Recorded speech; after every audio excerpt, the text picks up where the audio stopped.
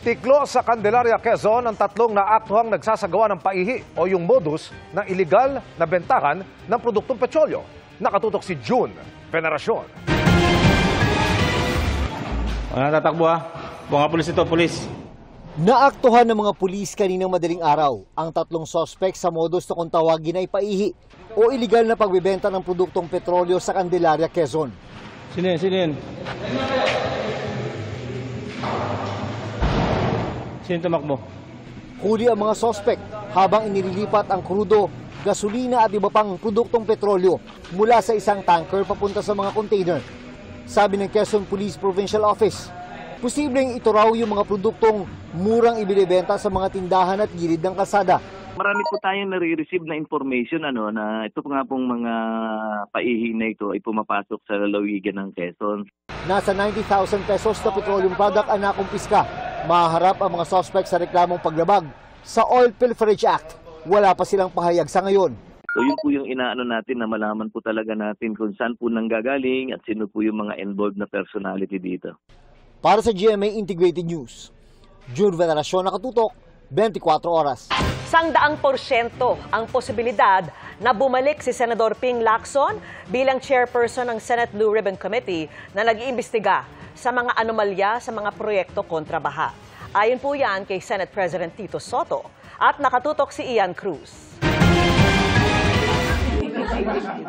Nitong weekend pa, sinabi na ni Senate President Tito Soto na malaki ang tsansang bumalik si Senate President Pro Tempore Ping Lacson bilang Senate Blue Ribbon Committee Chairperson. May posibilidad na baka sakaling makakumbinsi namin ulit si Senator Lacson. Siguro bago mag-November 10, medyo maliwanag na tayo dyan. Anong takbo niyan? Nakapag-meeting na kami niyan at lahat.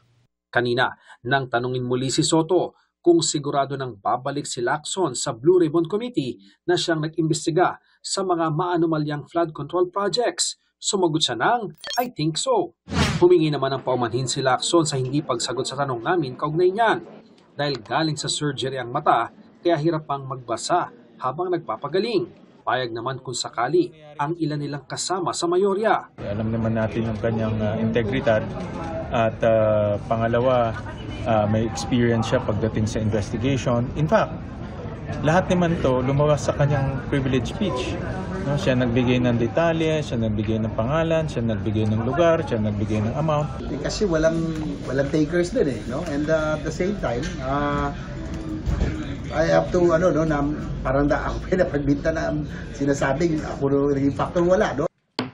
Sakaling bumalik si Lacson sa komite, may tsansa bang mabawasan ang 15 miyembro ng mayorya sa Senado? Sa ngayon, wala pa naman, wala akong alam na nag-iisip. Sa ngayon, wala akong Para sa GMA Integrated News, Ian Cruz, nakatutok, 24 oras. Pinagtatanggal ng MMDA ang mga sagabal sa mga daraanan ng mga provincial bus bilang paghahanda sa undas. Ipatutupad din ang no absent, no leave policy sa mga tauhan ng ahensya. Nakatutok si Dano Tingkungko. Mahigit isang linggo bago ang bisperas ng undas, muling nagkasa ng oplan kontra sagabal ang MMDA. Ang punteriya ngayong araw sa Cubao, Quezon City. Sa kanto ng Detroit at Denver, di kalayuan sa mga terminal ng bus, tino ang mga SUV na ito na nadatnang nakaparada sa bangketa ng walang driver. Hindi bababa sa 10 sasakyan ang nato, pati iba pang sagabal, tinanggal. Bukod sa pag-iikot sa mga kalsada para linisin ang mga sagabal, inanunsyo na rin ng MMDA ang no absent, no leave policy sa mga tauhan nito bilang paghahanda sa inaasahang pagbigat ng trapiko ngayong undas. Para siguraduhin po lahat po ng enforcers ay nandyan. Kaya matagal na po namin ginagawa yan, lalong-lalo na po pag nagkakaroon po tayo ng exodus na maraming sa ating mga kababayan na pupunta ng probinsya, ganyan na po ang pinapatupad natin. Pagtutuunan din ang pansin ng mga tsuper pati bus driver na isa sa ilalim sa drug testing. Nagipag-coordinate na po kami sa PDEA. Sinasabi ko na to, inaanunsyo ko na para huminto na yung mga drivers. Huwag na kayong tumira ng droga. Sa ngayon, maluwag pa ang sitwasyon sa Parañaque Integrated Terminal Exchange pero may ilang mga pasaherong sinasamantala na ang maalwang terminal para makauwi ng probinsya at hindi makipag-agawan sa ticket. Para iwas sa traffic, hindi hassle sa biyahe. Tsaka para matagal ho ang banding ho ng pamilya. Nagkakaubusan po kasi ng ticket pagka po yung parang gahol na po sa oras. Kaya kinakailangan maaga pa lang ho, kung kayo iuwi ho ng probinsya, umuwi na po kayo. Para sa ticket, wala hong hassle. Para makadalaw sa lola ko itong undas, 2 weeks pa lang ako dito sa Pinas, sinabay ko na ng uwi ng undas. Para hindi makasabay pag maraming pasahero kasi mag-uuwian eh. Naunang sinabi ng pamunuan ng PITX na inaasahan nilang aabot ng mahigit 2 milyong pasahero ang dadaan sa PITX simula Huwebes, October 23 hanggang October 31, bisperas ng undas. Pero ngayon pa lang ay nakikipag-ugnayan na sila sa mga otoridad para siguruhing tuloy-tuloy ang daloy ng trapiko sa paligid ng terminal. Para sa GMA Integrated News, Dano Tingkong, Nakatutok, 24 Oras. Bakas pa rin sa ilang lugar sa norte ang pinsala ng dumaang bagyong Ramil. Sa ilang lugar, iba't ibang weather systems ang nagpaulan, gaya sa Batanes na naperwisyo ng flash flood. At nakatutok si Tina Panganiban Perez. Kulay putik na baha ang rumagasa sa Basco, Batanes. Ang motorsiklong ito parang laruang tinangay ng tubig. Biglaan ang flash flood doon kahapon matapos ang malakas na buhos ng ulan. Ayon sa Pag-asa, easterlies ang nagpaulan sa Batanes. Dahil naman sa epekto ng bagyong Ramil, umapaw ang Abuan River sa Ilagan, Isabela. Naperwisyo rin ang mga magsasaka sa kalapit na Maisan.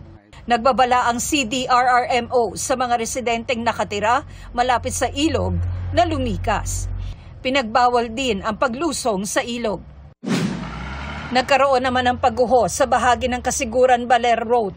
Matapos ang clearing operation, binuksan na ito sa mga motorista. Dahil naman sa localized thunderstorms, binaha ang kalsadang ito sa Malay Aklan, kaya hirap madaanan ng mga motorista. Umapaw rin ng isang ilog, kaya pansamantalang nagsuspindi ng klase sa Nabaoy Elementary School. Sa Sultan Kudarat, binaha ang palayang ito. Sayang dahil 1 linggo pa lang naitatanim ang mga palay. May mga bahay ring pinasok ng baha. Para sa GMA Integrated News, Tina Panganiban Perez, Nakatutok, 24 Oras. Mga kapuso, may binabantayang low-pressure area sa loob ng Philippine Area of Responsibility. Ayon sa Pag-asa, huling namata ng LPA 435 kilometers north-northeast ng Itbayat, Batanes. Kumikilos ito patimog kanluran at maaari pang lumapit o tumama sa kalupaan ng Batanes. Sa ngayon, may medium chance na maging ganap itong bagyo kaya patuloy na umantabay sa updates. Sa ngayon, northeasterly wind flow ang nagdadala ng ulan sa Batanes.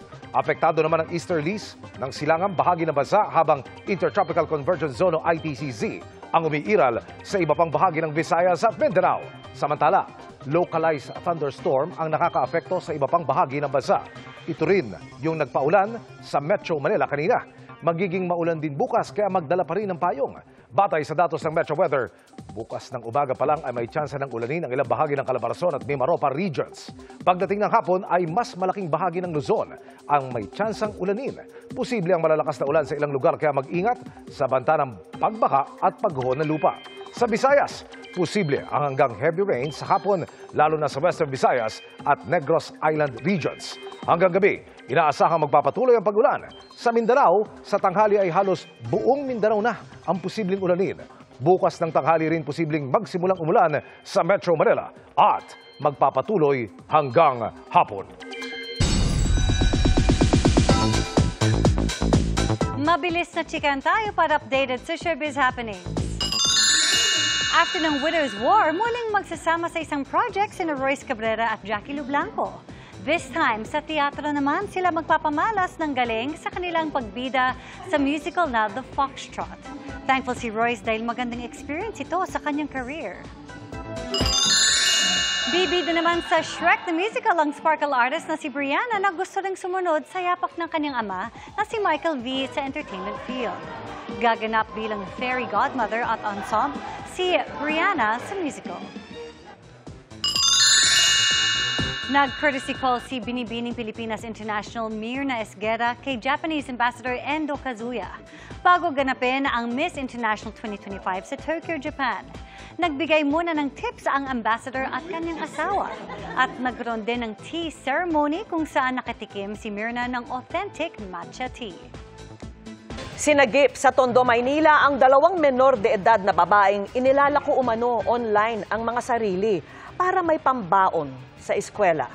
Nakatutok si June Veneracion. Sa murang edad na 14 at 15, natutunan ng mga grade 8 student na sina alias Lloyda at Hazel ang kakaibang paraan para kumita. Gamit ang kanilang mga social media account, inilalako raw ng 2 ang kanilang sarili. Nagiging modus operandi nito is nagpo-post sila sa kanilang mga social account ng kanilang mga pictures na parang seductive photos. And then kapag may kumagat doon, nag-uusap sila. Magka-eskwela sila sa isang public school sa Maynila at parehong mula sa mahirap na pamilya. Binabayaran sila ng 5,000 to 5,500 every transaction. Actually, yung sinasabi nila, pambaon daw sa school. Nabisto ang gawain ng mga bata dahil sa sumbong ng isang concerned citizen sa Women and Children Protection Center ng PNP. Madalas daw makita ng concerned citizen sa isang motel ang isa sa mga biktima na iba-ibang kasama. Dahil dito, nirescue ang mga biktima sa kanilang mga barangay sa Tondo, Maynila. Nasa pangangalaga na sila ngayon ng mga social worker. Ayon sa pulisya, maaring managot ang management ng motel dahil sa pagpapapasok ng minor de edad. Iniimbestigahan din kung sino-sino ang mga naging kliyente ng mga biktima ng trafficking in persons para sila ay mapanagot sa batas. Yung paggamit po ng minor sa mga sexual exploitation, ganun din po ang kanyang matatanggap na kaparusahan. Which is parusa na panghabang buhay at multa na pwedeng umabot ng 5 milyong piso. Para sa GMA Integrated News, June Veneracion, nakatutok, 24 oras. Mahigit 19 na milyong pisong halaga ng iniinalang high-grade marijuana o kush ang nalambat malapit sa Sabina Shoal sa West Philippine Sea. Namataan itong palutang-lutang at nakasilid sa supot nitong Biyernes, October 17. Ayon po sa paunang ulat ng Maritime CAFGU Active Auxiliary Unit West. Agad nagsagawa ng search and retrieval operation ng mga operatiba at i-turn over ang mga na-recover sa PIDEA Palawan para sa pagsusuri at inventaryo. Isinasagawa na rin ang mga hakbang para sa tamang disposisyon ng mga droga na may bigat na 16 na kilo. Magsusumite ng resolusyon ang ilang business groups sa Malacanang para ipanawagang panagutin ang mga sangkot sa katiwalian sa mga flood control project. Pinuna rin nila ang bagal umano ng hakbang ng komisyong nag-iimbestiga riyan. Ang tugon ng DPWH sa pagtutok ni Maki Pulido. Kailangan managot lahat ng dapat managot. Kailangan makulong lahat ng dapat makulong. Wala tayong sisinuhin, wala tayong sasantuhin. Kailangan po mabalik ang pera ng mga kababayan natin. Ang pera nating lahat, kailangan po ibalik! Yan ang tiniyak ni Public Works Secretary Vince Dizon nang humarap sa mga negosyante matapos sabihin ng ilang business groups na nakukulangan sila sa hakbang kontra korupsyon. Ano na tayo ngayon? October. Yet, was there anyone who was already directly pinpointed and prosecuted? Or sabihin natin na nakapag-file na ba ng mga kaso? Wala pa rin, di ba? Masyadong mabagal. Ano? Yung ICEI, halip na makatulong na magdagdag ng tiwala sa gobyerno, palagay ko lalo pa nakakasama dahil the way it's happening, parang wala nangyayari. Bukod naman sa naunang puna na tila walang pangilang kapangyarihan ng Independent Commission for Infrastructure o ICI, ay pinuna rin nila ang hindi pagsasapubliko ng mga pagdinig ng komisyon. Laging closed door hearing yan, so we don't know. So we want to know. We want to urge also the ICT to be really transparent in their findings. Sabi ni Dizon, sa mga susunod na linggo ay may makikita ng konkretong aksyon mula sa ICI. Sa pagtatapos ng 51st Philippine Business Conference, isa sa mga resolusyong ibabahagi nila sa Malacanang ay panawagang gumawa ng mga hakbang ang gobyerno para tumigil ang talamak na korupsyon sa gobyerno. Sana rin daw agad maimbestigahan, makasuhan at maparusahan ang mga kurakot na public official at kakontsaba nitong nasa pribadong sektor at dapat mabawi ang ninakaw na pera ng bayan.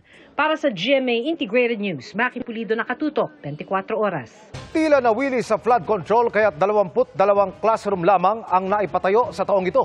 Hugot yan ng DepEd sa pagtitipon sa palasyo kanina kung saan kabilang sa pinarangalan ang mga guro. Sila ang patunay ayon sa Pangulo na may integridad pa rin sa Pilipinas sa kabila ng hinaharap na krisis sa katiwalian. Nakatutok si Ivan Mayrina. And so we confer these awards at a time when we also confront a difficult question. One that is not lost on any of us. Mapagkakatiwalaan ba ang pamahalaan? Aminado ang Pangulo na tanong yan ng marami.